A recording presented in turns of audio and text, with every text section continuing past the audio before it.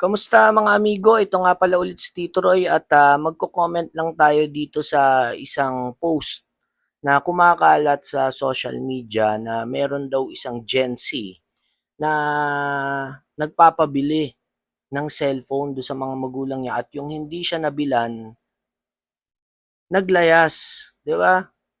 Parang alam mo 'yon.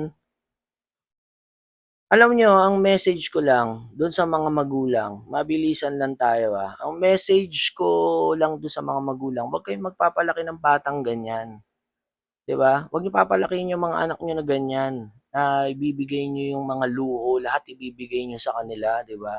Nang hindi nila pinaghihirapan.